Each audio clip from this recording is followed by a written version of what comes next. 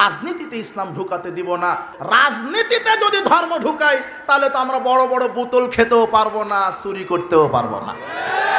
এরা চুরি করার ধান্দায়, এরা দুর্নীতি করার ধান্দায়, বড় বড় বোতল খাওয়ার ধান্দায় এই সেকুলার নেতারা এই রাষ্ট্রে, এই বাংলাদেশের রাজনীতিতে ইসলামকে ঢুকাতে দেয়নি।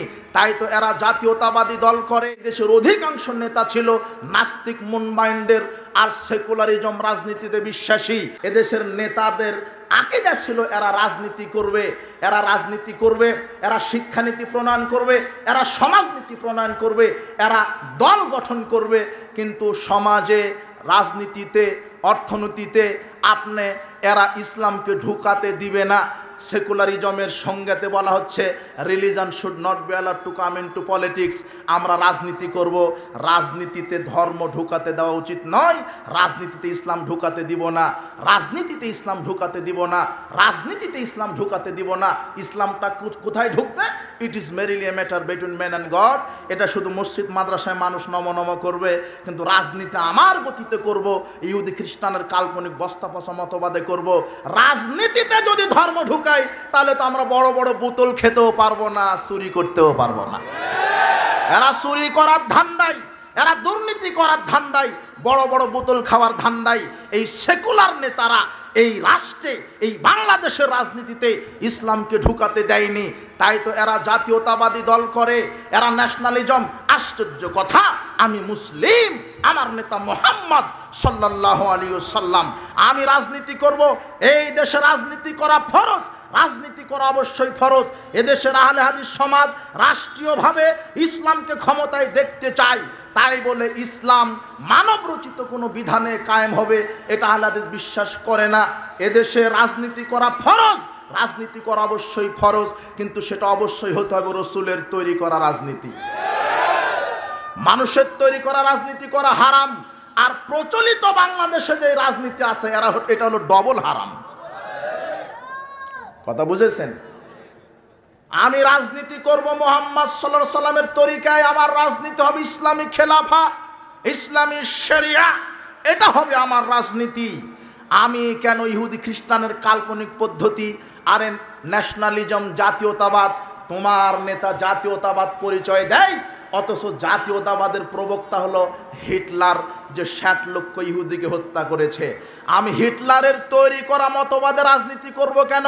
আমি মুসলিম, আমি রাজনীতি করব মুহাম্মাদের তরিকায়। আমি কেন হিটলারের তরিকায় রাজনীতি করব? আমি কেন জর্জ জ্যাকব হলক ব্রিটেনের এই সেকুলারিজম মতবাদের রাজনীতি আমি কেন করব? আমি কি হয়েছি? আমি আল্লাহকে অস্বীকার করে, আমি ইসলামকে অবজ্ঞা করে, আমি মানব রচিত মতবাদে আমি দিন কায়েমের স্বপ্ন দেখছি, অসম্ভব। আমি মুসলিম, আমার নেতা হবে মুসলিম, আমার তরিকা হবে মুহাম্মদ সাল্লাল্লাহু আলাইহি সাল্লামের, আমার নেতা হবে মুহাম্মদ সাল্লাল্লাহু আলাইহি সাল্লাম। আমি রাজনীতি করব ইসলামী খেলাফা, রাসূল সাল্লাল্লাহু আলাইহি সাল্লামের তরিকায়। আশ্চর্য একটা রাজনীতির প্ল্যাটফর্ম, একটা দল, ডেমোক্রেসি একটা আছে, গণতন্ত্র একটা আছে। গণতান্ত্রিক পদ্ধতিতে এই দেশে যদি কিয়ামত পর্যন্ত নেতা নির্বাচন করেন তাহলে আগাছা ছাড়া কাউকে ভালো মানুষ নেতা হিসেবে দেখতে পাবেন না। গণতান্ত্রিক পদ্ধতিতে যদি বাংলাদেশে নেতা নির্বাচন হয়, আগাছা দেখতে পাবেন, ভালো মানুষ দেখতে পাবেন না। কেন? গণতন্ত্রে শুধু মাথা গণা হয়, মাথার মধ্যে ঘেলু গণা হয় না। গণতন্ত্র কুফরি মতবাদ। আশ্চর্য কথা, তোমার দাড়িওয়ালা টুপিওয়ালা হুজুর দুইটা ভোটের লোভে, ক্ষমতায় যাওয়ার লোভে, গণতন্ত্রকে হারাম বলার বদলতে গণতন্ত্রের উপর নির্ভর করে মণ্ডপ উদ্বোধন করতে চলে গেছে হুজুর, গীতা পাঠ করতে চলে গেছে দুইটা ভোটের লোভে। ওয়াল্লাহি, আল্লাহর কসম, আল্লাহ বলছেন হুয়াল্লাযী আরসালা রাসূলাহু বিল হুদা ওয়া দীনিল হক লিইয়ুযহিরাহু আলাদ দীনি কুল্লিহি ওয়ালাউ কারিহাল মুশরিকুন। আল্লাহ বলছেন তিনি তো সে আল্লাহ যিনি মুহাম্মদ সাল্লাল্লাহু আলাইহি সাল্লামকে সত্য দিন সহ পৃথিবীতে প্রেরণ করেছেন, যাতে করে মানব রচিত সব মতবাদকে কবর দিয়ে ইসলামকে বিজয় করতে পারে। কিন্তু আমরা ধোঁকার মধ্যে আছি। আমরা ধোঁকার মধ্যে আছি। এদেশ নামে মাত্র স্বাধীন, এদেশ নামে মাত্র মুসলিম দেশ, কিন্তু আমরা 1971 সাল থেকে 2024 সাল পর্যন্ত আমরা এদেশে ঘর জামাই নাগরিক আছি। এদেশে আমরা ঘর জামাই নেতা হয়েছি, এদেশে আমরা ঘর জামাই নাগরিক। তার প্রমাণ, আমরা নামে মুসলিম কিন্তু আমাদের অফিস, আদালত, কোর্ট কাচার, শিক্ষাঙ্গন সব কিছু চলে ইহুদিদেরই আইনে, অথচ আমরা নামে মুসলিম, আমরা ঘর জামাই। এদেশে আমরা ঘর জামাই আছে এতদিন না, আমাদের আছে সংবিধান, কোরআন হাদিস, ইহুদি খ্রিস্টানের তৈরি করা সংবিধান না, আমাদের কোনো ইসলামী চেতনা। ওই ডেমোক্রেসির উপরে রাজনীতি হয়, অথচ ডেমোক্রেসি কুফরি মতবাদ।